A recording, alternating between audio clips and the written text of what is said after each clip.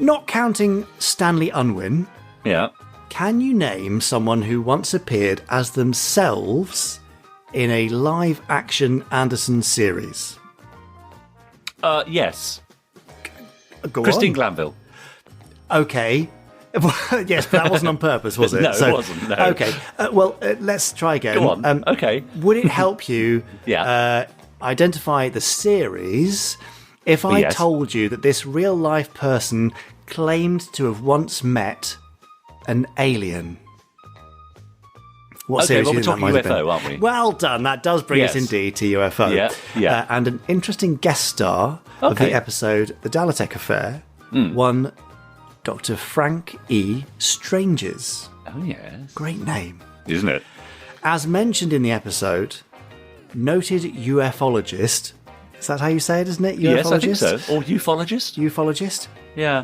Ed Straker would say ufologist, wouldn't he? So, Yeah. okay, noted ufologist, Dr. Stranges, was the president of the National Investigations Committee on UFOs, or UFOs, and he was also its founder. So, as part of his interest in all things alien, he once visited the Century 21 studios while UFO was in production, and in order to capitalise on his visit and bring a bit of extra publicity for the show, a couple of extra scenes were written featuring Dr. Stranges being interviewed by Keith Ford. Oh. Now, this explains why, if you watch the episode, his appearance looks exactly like what it is, basically a last-minute addition to the original script that doesn't have anything to do with the story at all, to be honest. Yeah, sure. Speaking of stories, Dr. Stranges wrote several books throughout his life, and one of them details his encounter with a man from Venus. Okay. One Commander Valiant Thor. Right. It's quite an Anderson-y sounding name, isn't it, Yeah, actually? it is, yes. Well, the fiction, he wasn't... this wasn't a true... Was it? Well, according to Dr. Stranges, Yeah. Commander Valiant and three of his Venusian associates, Yes. called Don, Gilly, and Tania, Oh, very typically Venusian names. yes, Yes. they landed in a farmer's field in Virginia in March 1957. Right. And were eventually granted a meeting at the White House with President Eisenhower and Vice President Richard Nixon.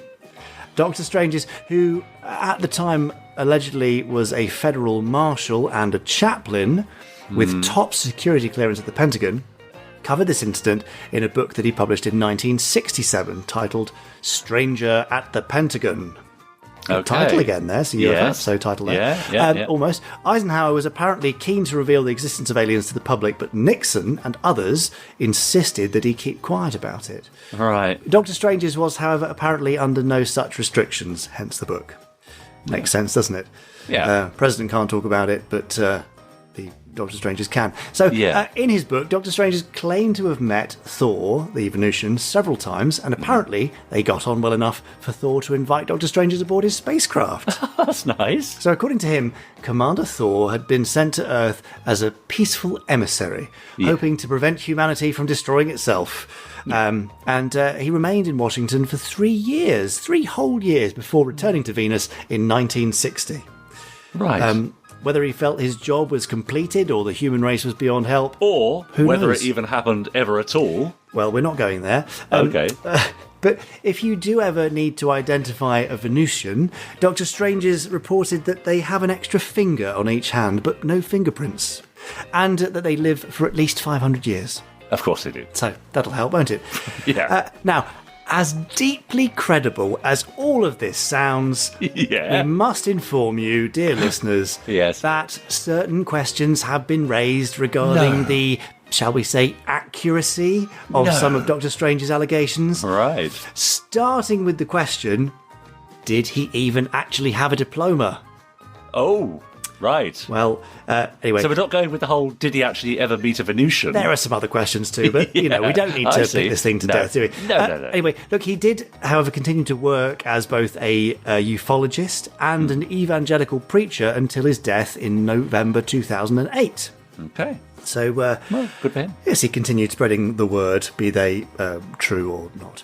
Right. Anyway, there's so much more to the story of Dr. Stranges and his good chum, Commander Valiant Thor, than we have time for here. So please feel free to fall down that particular conspiracy rabbit hole in your own time.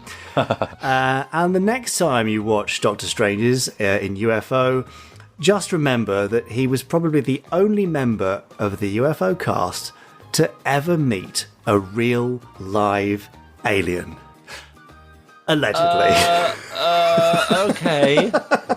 Right. Yes, I mean, I don't know if you could hear from the sound of my voice there, but my Yes. tongue was firmly in my cheek Yeah, throughout yeah. this fab fact. Yeah, that's right.